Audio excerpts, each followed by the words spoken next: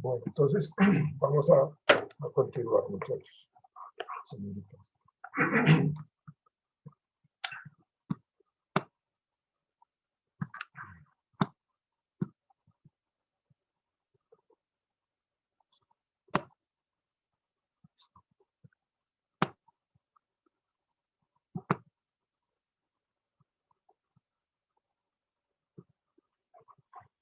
¿Ven mi pantalla, señoritas, caballeros?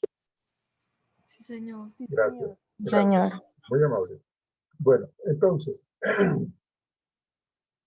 como les decía yo anteriormente, pues el concepto del conflicto, pues siempre lo percibimos como algo negativo, ¿no? Nosotros cuando estamos en esas rencillas, como que estamos en problemados, siempre mostramos como ese lado oscuro que todo ser humano tiene, ¿no? Hay personas que son mucho más agresivas, hay personas que son mucho más pasivas, hay personas que no se la dejan velar, ¿no?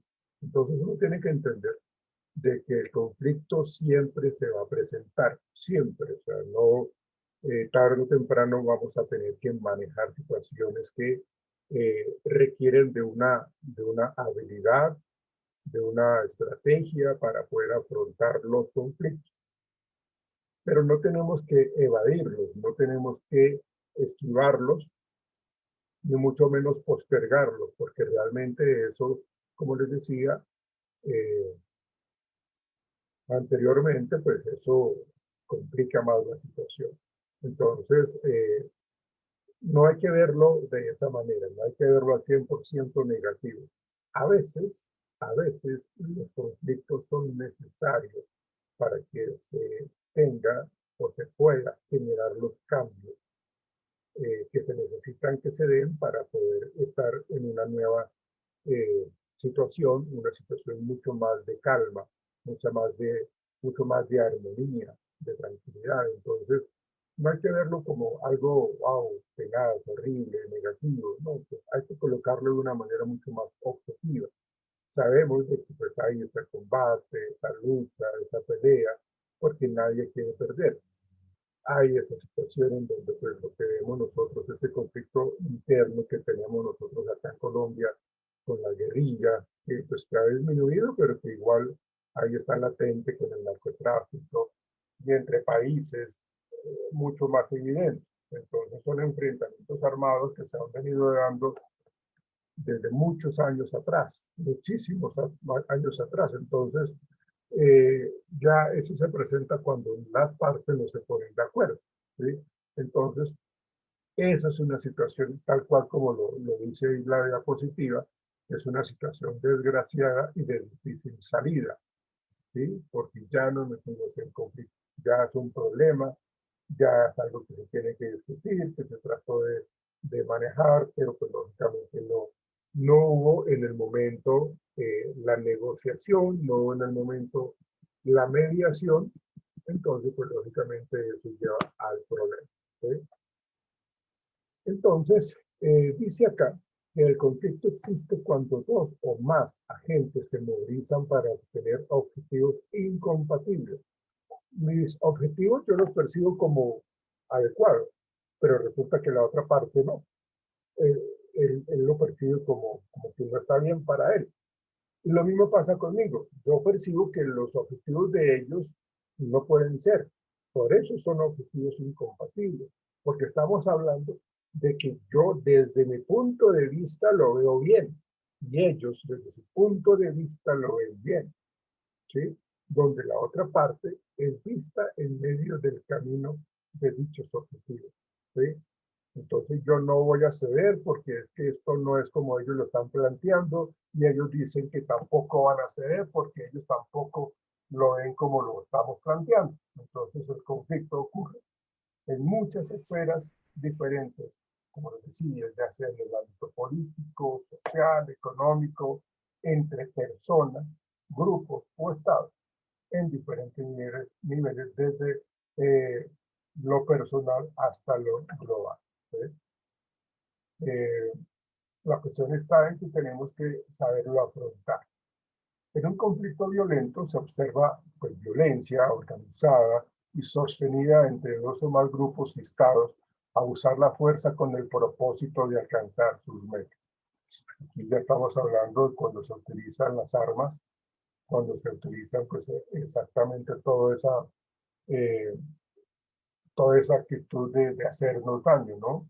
Se supone que el ser humano, viéndolo desde la teoría humanista, el ser humano viene a este mundo pues a disfrutar la vida y a ayudarse los unos a los otros. Pero al parecer las diferencias tan marcadas que hay entre un punto de vista y otro, pues nos llevan a que realmente se presenten conflictos y terminamos pues perdiendo muchas vidas, o sea, hay mucha muerte, ¿sí? Destierros, heridos. Mire todo lo que ha pasado acá en Colombia. Mire todo lo que ha pasado. Pena. Sí, señora Paula, Sí, puedes aceptar por favor a Nicole. Gracias. pero acá no me ha llegado la invitación. O sea, aquí yo estoy compartiendo y ahí debería ya aparecerme acá, pero no. O sea, no la puedo, no, o sea, no está en la sala de espera, mejor dicho. Porque acá cuando yo estoy compartiendo la pantalla, aparecen unos espacios donde dice tal persona está solicitando ingresar, pero ella no me ha aparecido acá. Entonces dile por favor que nuevamente, no, espérate, ya aquí dejé de compartir para darle la bienvenida a Nicole. Bien, entonces vuelvo y comparto.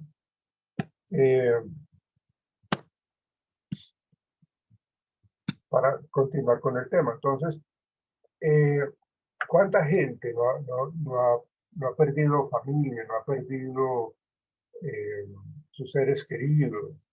En ellos mismos, ¿cuánta gente no ha terminado mutilada, no ha terminado afectada físicamente, psicológicamente? ¿Sí? Yo no recuerdo si les comenté a ustedes el primer día de clase que estuvimos allá en la universidad, que yo les dije que había estado en brigadas de salud, en donde en Toribío, exactamente, en Toribío, Cauca, trabajábamos con personas que estaban inmersas en el conflicto armado y cómo ellos veían ahí al lado caer muertos a los familiares, a los hijos, a los papás, ¿sí? Por las balas cruzadas, ¿no? Y me acuerdo en especial a un niño, eh, estoy hablando que esto fue ya como en el 2006, me acuerdo un niño que estaba pues allá pues tratando de guardarse, de protegerse, y estaba oculto allí pues en un sitio donde pues no le tocaban las balas, eh, y entonces por ahí pasó un amiguito de él y había un espacio como para que también él se resguardara.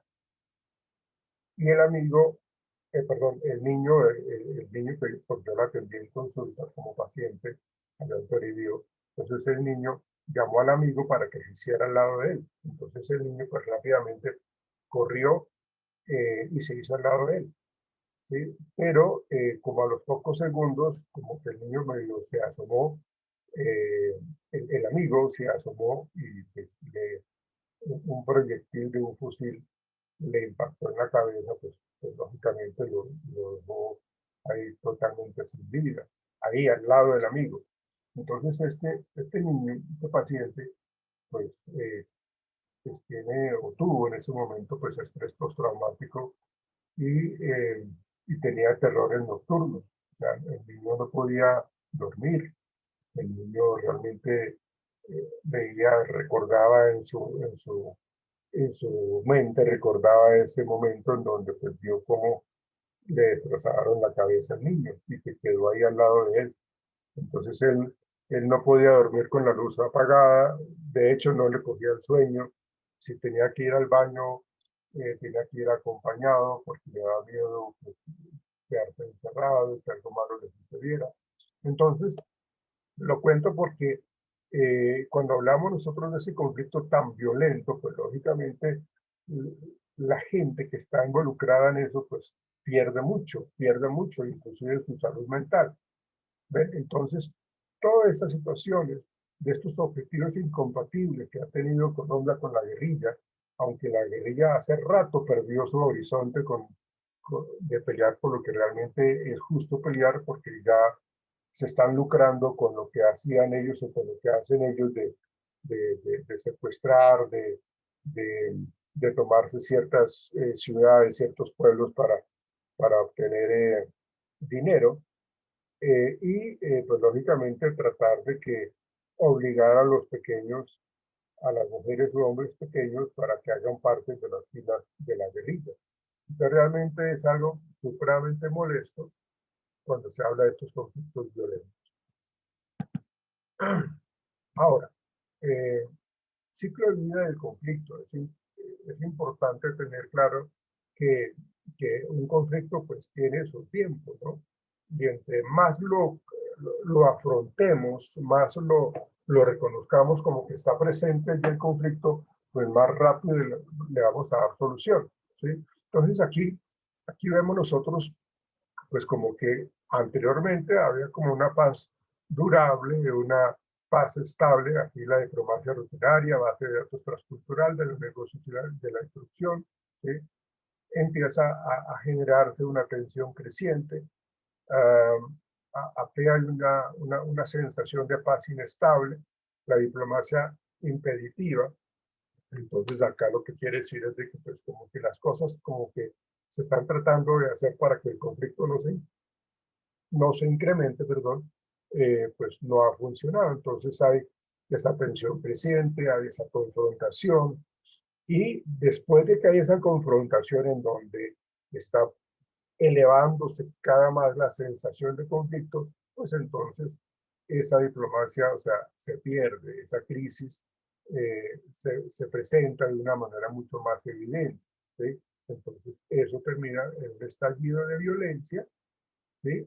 En donde pues después de que ha pasado cosas feas, horribles, incómodas, pues trata uno de entrar en diálogos nuevamente, porque nos toca, porque realmente nos tenemos que sentar a mirar a ver de qué manera solucionamos el problema.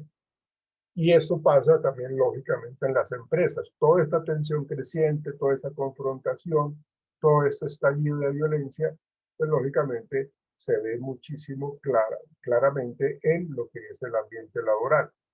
Y necesitamos entonces generar un arreglo para que nosotros tratemos de bajar la guardia, no estar a la defensiva y nuevamente como que entrarnos un poco en esas operaciones de paz, en eso tratar de retomar ese camino de la comunicación, ¿sí? En donde nosotros tratamos nuevamente de introducir ese concepto de la comunicación, de la paz.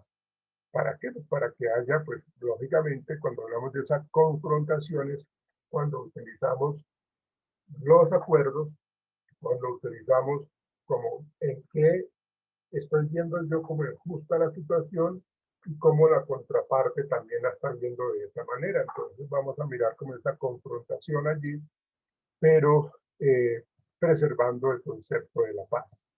Se supone que después de esa confrontación, que no es otra cosa más que un diálogo, como una comunicación muy acordada, consensuada, para que podamos nosotros salir de este conflicto. ¿Qué hacemos nosotros? Pues lógicamente reconciliar, eso es lo que pretendemos nosotros cuando hablamos de la solución del conflicto, que es reconciliar, y es lo que yo les decía ahorita, antes del primer corte. Les decía, nosotros para poder ganar, a veces tenemos que perder. Y la contraparte también, para poder ganar, también tiene que saber perder. Entonces, cuando logramos entender eso, que no siempre tengo la posibilidad de ganar todo el tiempo, ¿sí?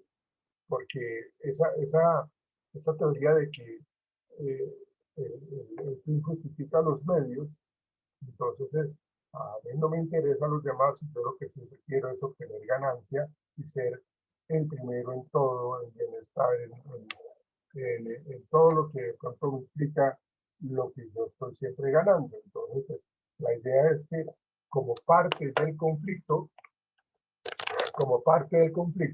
tengamos la posibilidad de entender de que tenemos que conciliar. En la medida que logremos conciliar, vamos a ganar ambas partes, ¿sí? Porque voy a ceder en un 30% y la contraparte también va a ceder en un 30%, ¿sí? Por eso es importante tenerlo claro para poder entrar en esa situación. Como les decía anteriormente, los conflictos no tenemos que verlo como algo negativo, no tenemos que verlo como una pérdida absoluta, no. El conflicto a veces es necesario, ¿sí? A veces, en la medida que hay un conflicto, pareciera que como que ese desorden, ese caos que se presenta por el conflicto, en un momento determinado termina siendo beneficioso para todos, ¿sí? Por eso se dice que el conflicto en algunas ocasiones, si lo manejamos bien, tiende a ser constructivo, ¿sí? ¿Y por qué tiende a ser constructivo? Porque quitamos de lado mi propio bienestar o mi bienestar absoluto para también ayudar a que la otra parte también obtenga su ganancia. Entonces, por eso dice que el conflicto constructivo es aquel en el cual la razón predomina. O sea, cuando hablamos de la emoción, hacemos referencia a la ira, al egoísmo, a, al querer absolutamente todo, ¿sí? Entonces, esa parte emocional, si yo dejo que lo emocional me domine o domine sobre la razón, seguramente el conflicto se incrementa. Entonces hay que tratar de ser lo más razonable posible, que predomine la razón más que la emoción. A veces la emoción no es buena consejera. A veces tomar decisiones en caliente, como se dice coloquialmente, no es bueno. Hay que dejarse enfriar un poquito para poder disminuir esa hostilidad, ¿sí? Para que nosotros sepamos de que en la medida que estamos siendo objetivos, ahí va de la mano lo que es la razón con la objetividad, ¿sí? Ser mucho más razonable tiende a ser mucho más objetiva la persona. Entonces, la hostilidad tiende a ser como mínima. La negociación es más predominante porque bajamos la guardia y los actores del conflicto acuerdan una solución voluntariamente. Que eso es algo importantísimo, señoritas y jóvenes, ¿sí? Caballeros. O sea, cuando hablamos de solución del conflicto es algo voluntario. A veces hay por debajo de cuerda un manejo malsano en donde me obligan de una manera a tomar decisiones por ciertos intereses creados allí, que si usted dice que sí, entonces eh, yo le paso la carta de despido, ¿sí? Pero si usted dice que no, y usted va calladito ahí con lo que está pasando, pues entonces pues, usted mantiene ahí su puesto. Entonces, lógicamente, ahí no estamos hablando de nada voluntario, por el contrario, estamos hablando de algo complicado. El acuerdo se alcanza cuando los beneficios que se identifican persuaden a cada actor. Pero ¿quién persuade? Realmente la persona que persuade tiene que ser el mediador, una persona que conozca. Primero tiene que ser neutral, esa persona tiene que manejar las cosas de una manera neutral, ni que haga parte del equipo A, ni que haga parte del equipo B. No, esto es totalmente diferente. Esto acá, la persona como es el mediador, tiene que, primero que todo, tener conocimiento de la problemática, cuál es el problema, hace cuánto se presenta el problema y quiénes son los implicados y por qué se está presentando el problema, ¿sí? Entonces, esta persona, al conocer muy bien todo, pues va a tener la oportunidad de ser mucho más neutral y va a tratar de persuadir, ¿sí? Por eso se hablaba, en una de las cosas que yo mencioné en las primeras diapositivas, era que se necesita una muy buena habilidad comunicativa. Se necesita que la persona sepa comunicarse, sepa expresar sus puntos de vista, ¿sí? Sepa persuadir. Y esa habilidad es muy importante, que se pueda persuadir, ¿sí? Que yo pueda, sin el mayor esfuerzo, sin tanto problema, yo pueda persuadir a la gente, ¿sí? Por eso se dice que se identifican, persuaden a cada actor de que ellos lograrán una situación mutuamente beneficiosa si solucionan la disputa, en vez de continuar. ¿Sí? Con el acuerdo emerge una relación cooperativa entre los actores. Entonces, eso es algo que realmente está beneficiando a ambas partes. Y fíjense que ahí estamos hablando de ese conflicto constructivo. Se hablaría de conflicto destructivo, pues cuando esto que acabamos de hablar, pues no está llegando a ningún acuerdo, no se está manejando, perdón, de una manera mutuamente beneficiosa para ambos, sino que por el contrario, pues cada vez que están hablando es, no estoy de acuerdo, ustedes no están siguiendo nada, ustedes están, el término es cañar, cañar es engañar, ¿sí? Yo siento que me están cañando con lo que me están diciendo, pues que no me están diciendo realmente las cosas. Por eso, en una negociación se tiene que hablar transparentemente, ¿sí? Se tiene que saber qué es el problema y cómo se tiene que entender la presencia de ese problema en nuestra vida o en nuestra relación. ¿Qué es lo que dice acá el conflicto destructivo? Es aquel en el cual la hostilidad predomina y la coerción es esa intimidación, la coerción es ese mismo control, la coerción es no dejar hablar, la coerción es limitar. Entonces realmente cuando predomina la coerción y la hostilidad, pues no hay nada que hacer, ¿sí? Porque están dejándose llevar por la emoción y no están tratando de razonar, ¿sí? De hecho, a veces cuando se habla de la psicología social, la psicología del grupo o de los grupos, a veces las personas actúan de una manera mucho más impulsiva cuando están en grupo que cuando están solas o de una manera individual. Parece ser que las masas grupales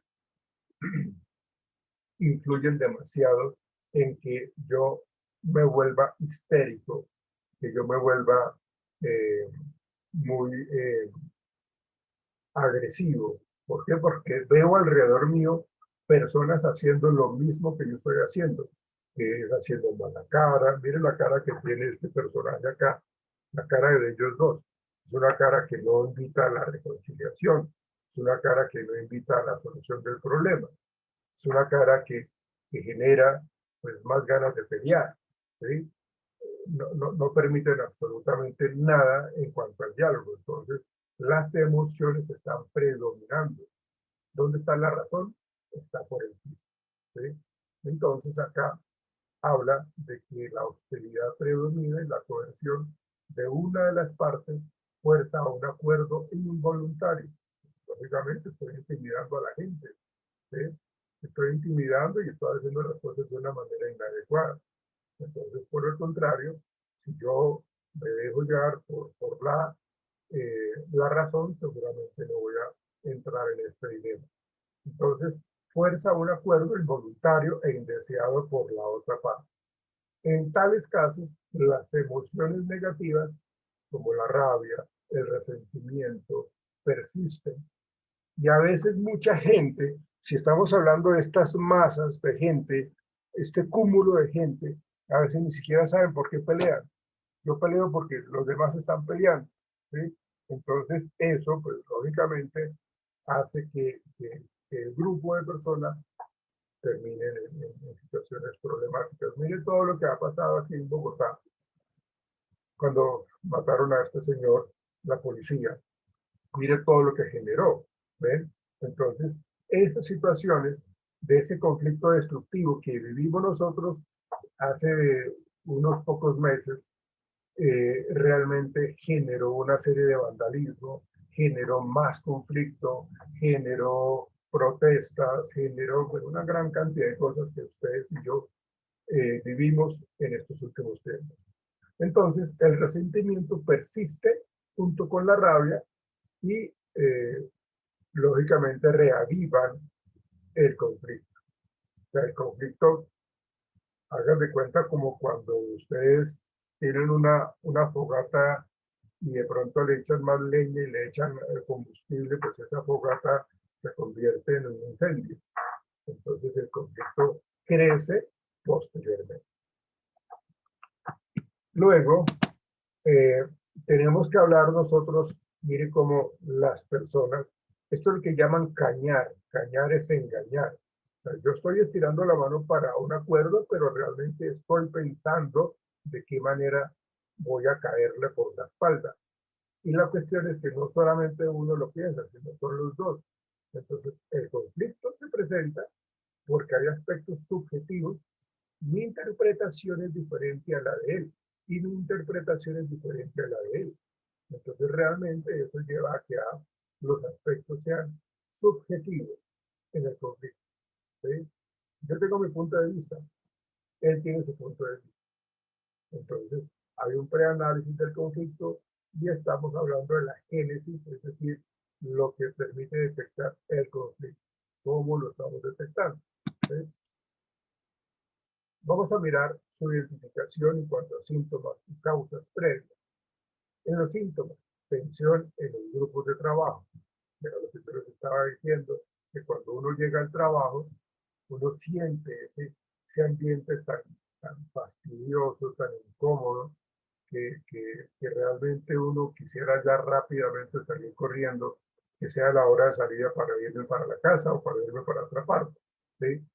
Pero se vive un ambiente en qué momento se va a explotar, porque esa es la situación, que va incrementando hasta que llega al punto en donde ese conflicto explota, y por lo general, cuando son manejados de esa manera como con pañitos de agua tibia, por lo general cuando explota eso desborda. Hagan de cuenta un volcán donde se desborda y se lleva, cuando se desborda ese volcán, se lleva todo lo que esté a su paso. Entonces realmente la tensión en los grupos de trabajo están allí latentes en cuanto estamos hablando de los síntomas. Discrepancia en los objetivos previstos, o sea, no hay acuerdos, hay totalmente subjetividad, utilización de distintas estrategias para comprender lo que sucede, es decir, estamos buscando la solución, estamos tratando de encontrar la solución, y hay obstrucción en las actividades que se realizan, que entonces yo me pongo a trabajar más lentamente, que yo entonces daño le hago que salga un virus, entonces eso lentifica el equipo, o no sé, cualquier tipo de cosas, ¿no?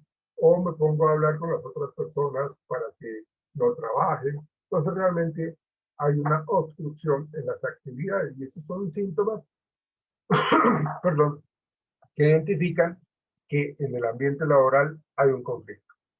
¿Cuál es el preanálisis? ¿Cuáles son mis objetivos y los de los otros? Negociar acuerdos para preservar el grupo de trabajo y favorecer el conocimiento profesional. ¿Qué es lo más importante? ¿Los objetivos del grupo o los objetivos generales de la institución? ¿Sí? Entonces hay que mirar cuáles son los beneficios realmente al empezar a tratar de encontrarle solución al problema. Las ventajas y desventajas de cada una de las propuestas que se están debatiendo. Entonces, esto lo hacen, digamos, las personas por separado, como entendiendo de que tenemos que mirar cuáles son los objetivos y los del otro, entendiendo de que tenemos que llegar a acuerdos que nos favorezcan a nivel grupal, o sea, a nivel del grupo, pero como a nivel global de la organización, para poder entender qué es lo que tenemos que trabajar, qué es lo más importante, nosotros o todo. Y hay algo muy cierto y es de que el bien común, el bien común está por encima del bien individual. Y eso está en la Constitución. Que nosotros no podemos dejar de tener, no podemos deteriorar nuestra calidad de vida solamente por una o dos personas. Prepondera mucho más eh, la calidad de vida grupal, ¿sí? Entonces, las cosas tienen que manejarse de esa manera, entender de que el bien común está por encima del bien individual. Bien, entonces, para avanzar en el tema, vamos a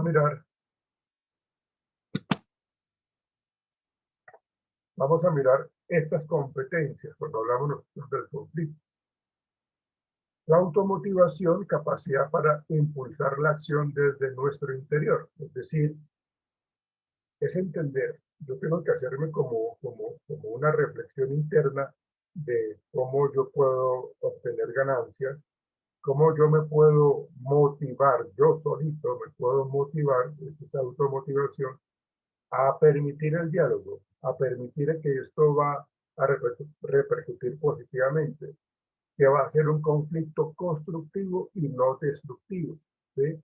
Entonces, en la medida que yo me ponga en esa actitud, que yo realmente me impulse de una manera interior para encontrar una solución, pues lógicamente eso va a hacer que yo tenga más apertura, va a hacer de que yo tenga más posibilidad de escuchar, ¿sí?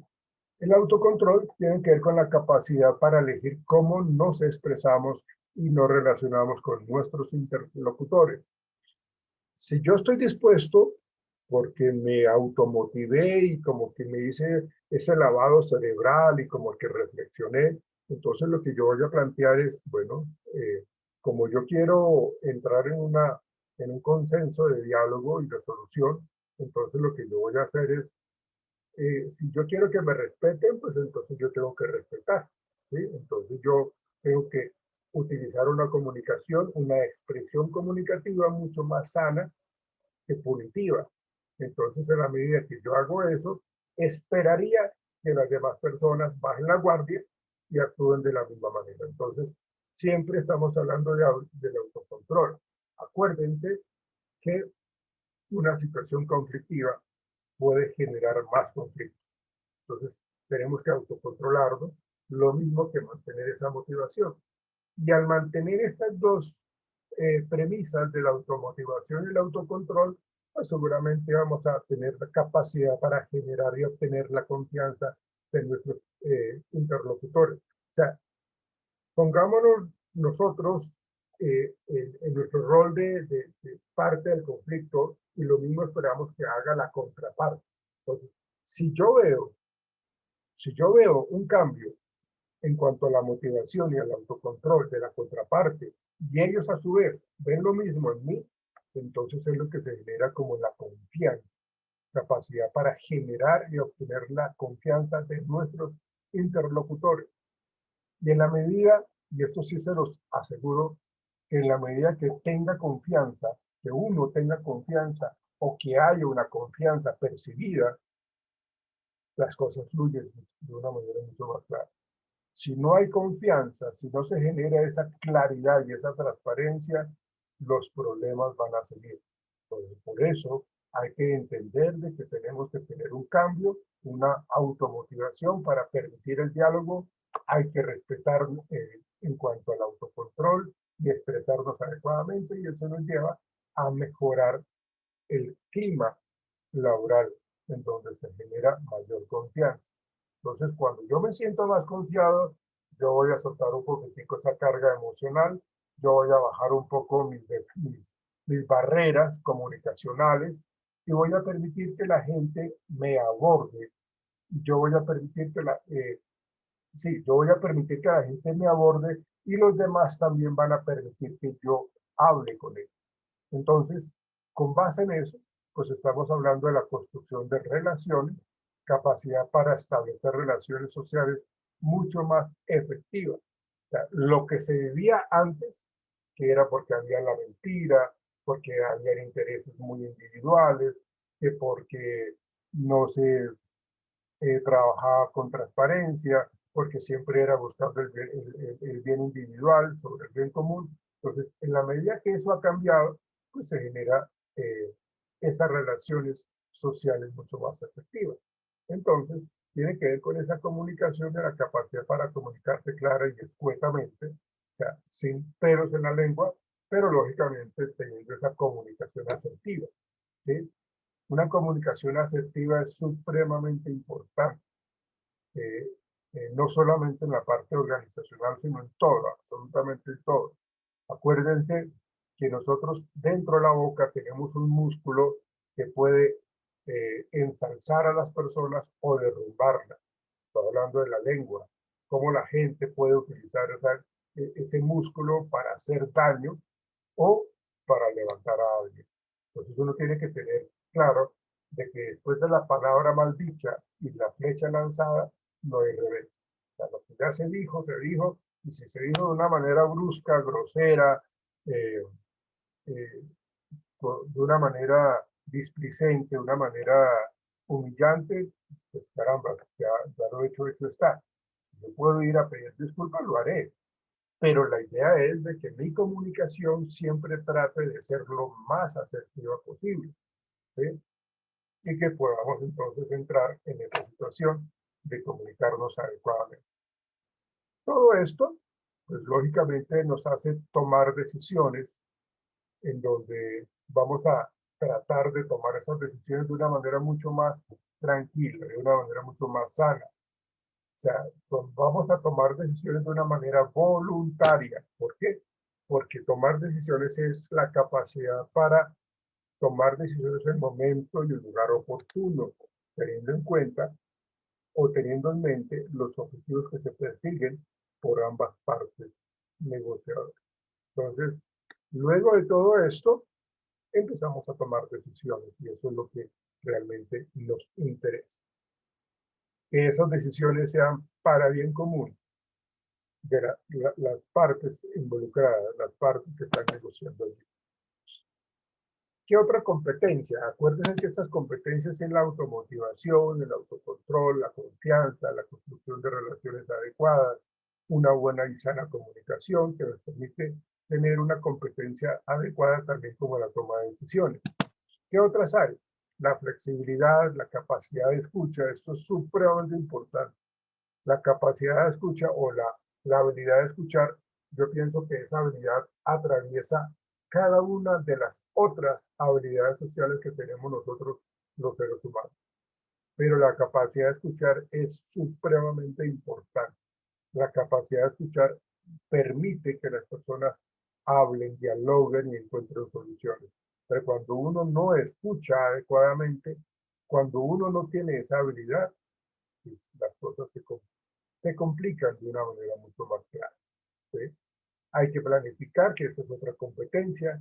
La planificación nos dice que es la capacidad para prever las diferentes etapas de la negociación con antelación, decidiendo la forma más efectiva y conveniente para realizar.